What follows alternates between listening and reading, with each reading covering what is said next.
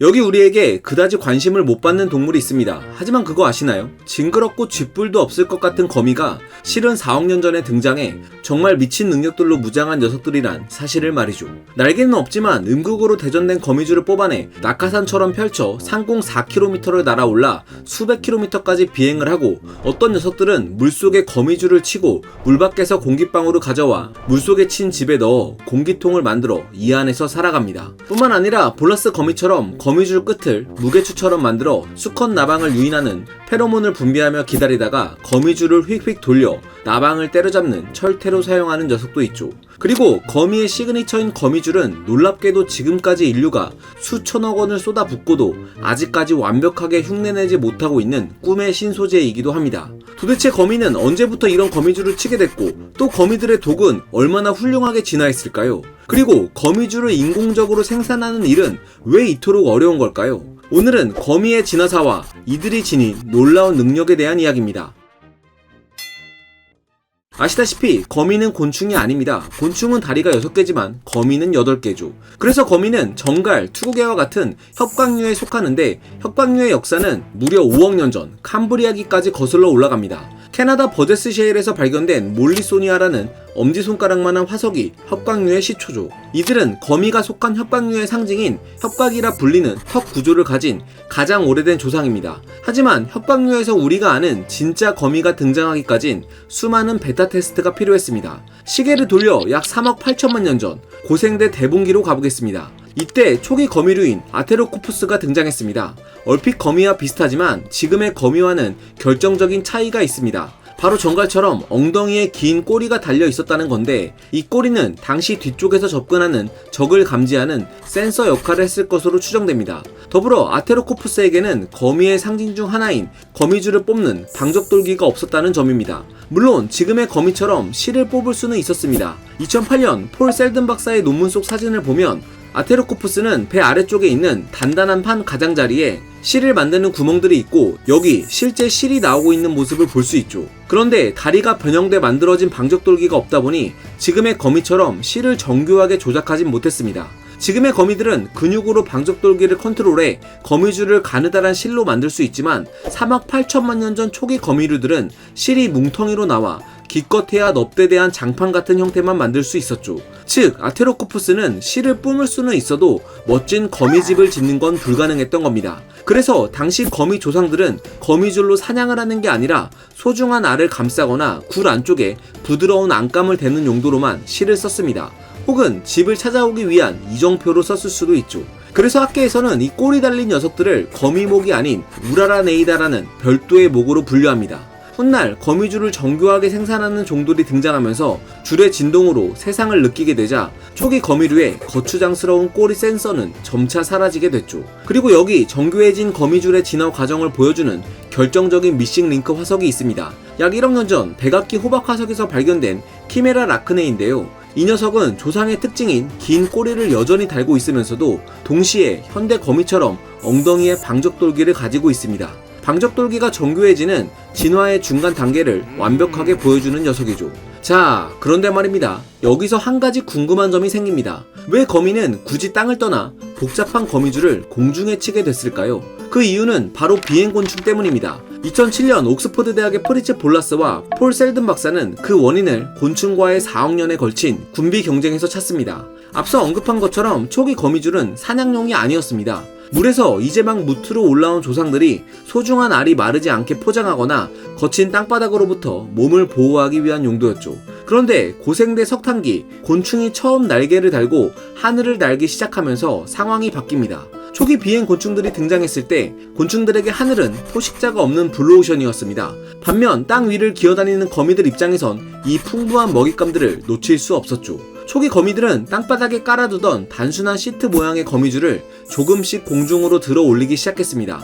하지만 곤충들도 가만히 있지 않았습니다. 처음엔 느리고 둔했던 곤충들이 진화하면서 비행 속도가 빨라지고 공중 회피 기동이 현란해졌습니다. 이에 맞서 거미줄도 단순한 그물에서 점점 더 넓고 투명하고 정교한 둥근 거미줄 형태로 진화했죠. 심지어 나방 같은 곤충들이 거미줄에 붙지 않도록 몸에 비늘을 두르는 방어술을 개발하자 거미들은 더 강력한 접착력을 가진 나선형 줄을 만들거나 사다리 모양의 특수한 거미줄을 개발하며 응수했습니다. 즉, 지금 우리가 숲속에서 보는 그 아름답고 정교한 거미줄은 도망치려는 곤충과 기필코 잡으려는 거미 사이에서 벌어진 수억 년간의 치열한 창과 방패의 대결이 빚어낸 결과물인 셈입니다. 2억 년 전 트라이아스기 무렵에는 이미 현대적인 형태의 거미줄이 완성됐고 이 전쟁은 지금도 현재 진행형입니다. 이처럼 거미에겐 거미줄이란 강력한 무기가 있지만 안타깝게도 사마귀나 개미 같은 곤충처럼 먹이를 우걱우걱 씹어 삼킬 수 있는 턱을 지니지는 못했습니다. 그래서 거미는 효율적인 식사법을 갖추게 됐는데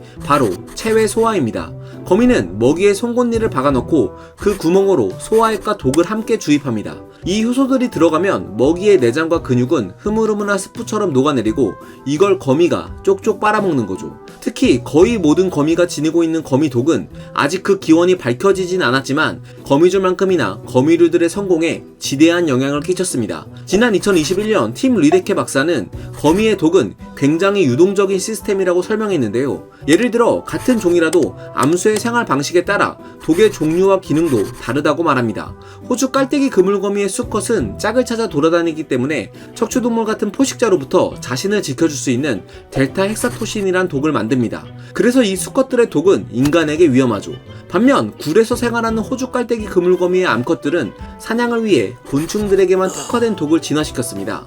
또 어떤 거미에서는 특정 독 하나는 그 독성이 약하지만 이를 다른 독과 섞어서 사용함으로써 독성을 65% 이상 증폭시키기도 하죠. 그리고 리데케 박사는 거미의 독 최적화 가설을 주장했는데 어떤 거미들은 먹잇감의 크기나 저항 정도에 따라 주입하는 독의 양을 조절하도록 진화했으며 아메리카 지역에 사는 털이 많은 타란툴라의 경우 털 자체를 자신의 방어용으로 사용함으로써 불필요한 독의 소비를 줄인다고 설명했습니다. 자, 그런데 이 치열한 독의 진화 과정에서 오히려 힘들게 얻은 독을 과감히 버린 거미들도 있습니다. 바로 응달거미과의 거미들인데요. 2006년 길버트 박사는 이들의 독샘이 완전히 퇴화했다는 사실을 밝혀냈는데 그 대신 이 거미들은 포박과 소화액 도포 전략을 택했죠.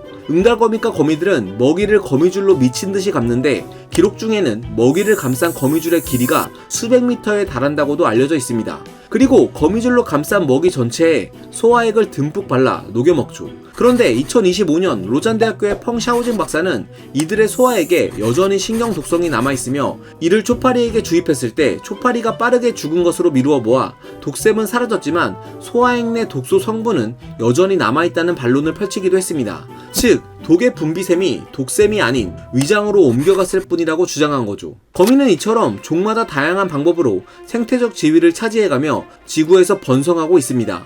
거미줄과 독이 아니더라도 거미는 신체적인 면에서도 굉장히 신기한 동물인데요. 혹시 죽은 거미가 다리를 안쪽으로 돌돌 말고 있는 모습을 보신 적 있으신가요? 여기엔 거미의 독특한 신체 비밀이 숨어 있습니다.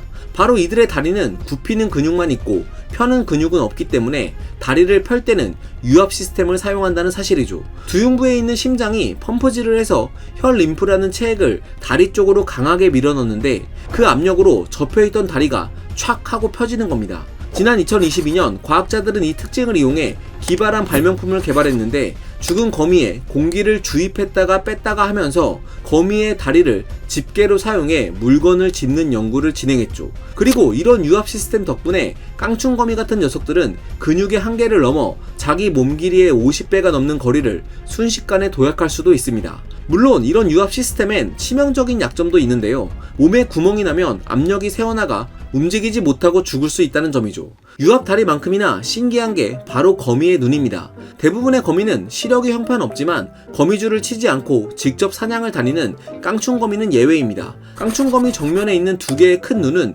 긴 튜브 형태의 망원 렌즈 구조를 하고 있는데 놀라운 건 거미가 고개를 돌리지 않고도 옆을 볼 수 있다는 점입니다. 어떻게 이게 가능할까요? 바로 눈동자는 고정돼 있어도 눈 안쪽에 있는 망막 구조체를 움직일 수 있기 때문입니다. 이게 무슨 말인가 싶을 텐데 이 영상 속 투명한 외골격을 지닌 깡충거미의 눈을 보면 머리 안쪽에서 검은색 원뿔 모양의 눈 튜브가 쉴 새 없이 움직이는 게 보입니다. 덕분에 이들은 넓은 시야를 지닐 수 있는 거죠. 깡충거미가 거리를 측정하는 방식 또한 기가 막힌데요. 2012년 나가타 다카시 박사는 깡충거미의 망막을 확대하면 이렇게 4개 층의 센서들로 이루어져 있다는 사실을 발견했는데요. 이 중 4번과 3번 층은 자외선을 감지하는 센서이고 1번과 2번 층이 독특한데 이 두 층은 모두 초록색을 감지하긴 하지만 2번 층에서는 초점이 약간 흐리게 맺히고 1번 층에서는 초점이 정확히 맺힙니다. 그때 깡충거미는 2번 층에 맺힌 상이 얼마나 흐릿한지를 계산해서 물체와의 거리를 측정하는 거죠. 이 밖에도 깡충거미들 중에는 사색각을 이용하는 녀석도 있는 등 정말 다양하고 놀라운 시각으로 무장해 생태계를 활보하고 있죠. 그래서일까요? 오래전부터 거미는 인류에게 두려움의 대상이자 매혹적인 대상이었습니다. 특히 거미줄이 그랬는데요. 인류는 거미줄로 옷을 만드는 상상을 해왔죠. 그리고 이런 상상을 현실로 옮긴 사람들이 있습니다. 영국의 직물 전문가 사이먼 피어스와 미국의 사업가 니콜라스 고들리입니다. 그리고 놀랍게도 이들이 거미줄로 만든 옷은 황금색 옷이었습니다. 정말 색깔이 황금빛을 띠며 영롱하지 않나요? 작업 과정도 엄청났는데요. 이들은 19세기 말 프랑스 신부이자 거미학자였던 폴 캄부에가 처음 고안한 거미줄을 뽑는 기계를 복원해 2004년에 마다가스카르에서 프로젝트를 시작했습니다. 무려 4년 동안 마다가스카르의 야생에서 붉은 다리 황금색 왕거미를 채집했는데 채집한 거미 수만 무려 120만 마리. 매일 아침 거미를 잡아와서 25마리 정도를 기계 틀에 고정하고 실을 뽑은 뒤 저녁이 되면 다시 숲에 풀어줬습니다. 거미 한 마리당 약 20분 동안 30m의 실크를 생산했으며 70명 이상의 인력이 작업에 투입됐습니다. 게다가 망토를 제작하기 위해 사용된 거미줄의 총 무게는 무려 1.5kg. 이렇게 뽑아낸 거미줄에 무려 6,000시간의 공을 들여 망토의 자수 패턴을 추가했고 드디어 2009년 세계에서 가장 큰 황금 거미줄 망토가 탄생했습니다. 앞서 말했듯 염색을 하지 않았음에도 눈부신 황금빛을 띠고 있는데 이건 해당 거미의 실 자체에 포함된 카로티노이드 성분 때문입니다. 그리고 이 망토는 많은 관람객들의 찬사 속에서 돈으로 환산할 수 없는 작품으로 인정받았죠. 이는 거미줄의 잠재력을 보여주는 사례인데요. 아마 거미줄은 같은 질량일 때 강철보다 5배 강하고 기존 방탄복 소재보다 더 질기다는 이야기는 들어보셨을 겁니다. 그래서 거미줄을 인공적으로 만들어낼 수 있다면 산업이나 의학 분야에 그 활용 가치가 상당할 것으로 예상되고 있죠. 그러나 거미줄을 완벽히 인공적으로 생산하는 기술은 아직 등장하지 못했습니다. 거미줄을 미치도록 만들기 어려운 첫 번째 이유는 이 물질이 모순 그 자체이기 때문입니다. 재료공학에는 강도와 연성이라는 개념이 있습니다. 보통 강한 물질은 딱딱해서 잘 부러지고 잘 늘어나는 물질은 약하기 마련이죠. 그런데 거미줄은 이 두 가지를 다 가졌습니다. 그 비밀은 나노구조에 있는데요. 거미줄 단백질을 확대해보면 베타시트라는 레고 블록 같은 결정 구조가 층층이 쌓여있어 강철 같은 단단함을 줍니다. 동시에 그 사이를 알파 나선의 스프링 같은 구조가 연결하고 있죠. 즉 평소에는 부드러운 스프링이다가 충격을 받으면 딱딱한 블록들이 서로를 꽉 잡아주는 지능형 충격 흡수제인 셈입니다. 이 복잡한 구조를 인간이 따라 만드는 건 사실 불가능에 가까웠죠. 그런데 인공적으로 만들 수 없다면 그냥 누에처럼 거미를 키워서 실크를 뽑으면 되지 않을까요? 물론 이런 시도가 있었습니다. 과거 1709년 프랑스의 고위 공직자였던 생틸레르는 거미 알 주머니를 끓인 후 가공해서 장갑과 스타킹을 만들어 프랑스 왕립 아카데미에 제출해 인정을 받았습니다. 그리고 그는 거미는 아무거나 잘 먹어서 키우기 쉽다며 거미 농장 건설에 대한 애착을 드러내기도 했죠. 이듬해인 1710년 프랑스의 곤충학자였던 레오미르 역시 직접 거미를 대량 사육하며 실크를 얻어보고자 했으나 실패로 돌아갔습니다. 그는 거미의 실에 대한 조사란 논문에서 500g의 실을 생산하기 위해서는 왕거미 55,296마리가 필요하다면서 같은 양의 실을 누에로 생산하면 2,304마리면 충분하기 때문에 거미가 너무 비효율적이라고 밝혔죠. 무엇보다 거미의 동종 포식도 문제였다고 언급했는데 각 상자에 200에서 300마리의 거미들을 넣어놓고 며칠 뒤 다시 확인했더니 겨우 한두 마리만 남게 됐다고 말하기도 했습니다. 물론 현대 과학은 이렇게 무식한 방법은 쓰지 않습니다. 우리에겐 유전공학이란 기술이 있기 때문이죠. 그러나 유전공학 기술로도 거미줄을 대량 생산하는 건 쉽지 않습니다. 1990년대 후반에서 2000년대 초반 거미의 실 단백질 유전자를 염소 DNA에 삽입해 새끼 염소가 태어났고 이들의 젖으로부터 거미줄을 얻으려는 시도가 여러 차례 이뤄졌는데요. 염소 젖으로부터 거미줄을 뽑아내는데도 성공했죠. 그러나 그 강도가 자연 거미줄에 미치지 못했습니다. 그 이유는 단백질의 크기에 있는데요. 자연산 무단거미류의 거미줄을 이루는 주요 단백질인 스파이드로인의 분자량은 보통 250에서 350kilo 달톤인데 염소의 젖에서 추출한 거미줄 단백질의 분자량은 대부분 60에서 140kilo 달톤 수준에 불과했죠. 거미줄의 유전자가 너무 반복 서열이 많아서 염소의 세포 내에서 불안정했고, 이 때문에 연구진은 어쩔 수 없이 유전자의 길이를 인위적으로 줄여 특정 부분만 사용하게 되면서 분자량이 작은 단백질이 나오게 됐던 겁니다. 과학자들은 대장균을 이용해 거미줄을 만드는 시도도 했습니다. 지금의 인슐린을 대장균에서 만들든 말이죠. 그러나 앞선 사례들과 마찬가지로 대장균이 거미줄 단백질 합성을 멈추거나 제멋대로 큰 단백질들을 잘라내는 바람에 분자량이 작은 단백질들만 나왔습니다. 그러나 2018년부터는 조금씩 실마리가 풀려 이 난제를 해결하는 연구들이 등장하고 있는데요. 미국 워싱턴 대학교의 크리스토퍼 보엔 박사팀은 한 번에 긴 단백질을 못 만든다면 짧게 만들어서 붙이면 되지 않을까? 라는 생각으로 박테리아에게 짧은 거미줄 조각을 생산하게 한 뒤 이 조각들을 특수 촉매 기술로 연결했죠. 그 결과 자연산보다 더 크고 무거운 556kilo 달톤급의 슈퍼 단백질을 합성하는 데 성공했습니다. 이제 진짜 거미줄과 똑같은, 아니 더 강력한 인공 거미줄을 대량으로 찍어낼 수 있는 길이 조금 보이기 시작한 거죠. 300년 전 거미 농장을 꿈꿨던 생틸레르의 꿈이 박테리아를 통해 이루어질지도 모를 일입니다. 4억 년 전 등장한 거미는 지구상에서 물리학을 정복해 나가기 시작했습니다. 유압으로 움직이는 다리, 세상을 진동으로 읽는 감각, 그리고 강철보다 강한 실을 뽑아내는 능력까지.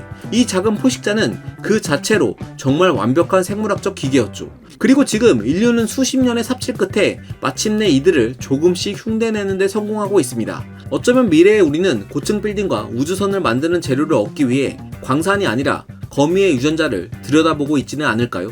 과학은 세상을 보는 창, 지금까지 과학 드림이었습니다. 감사합니다.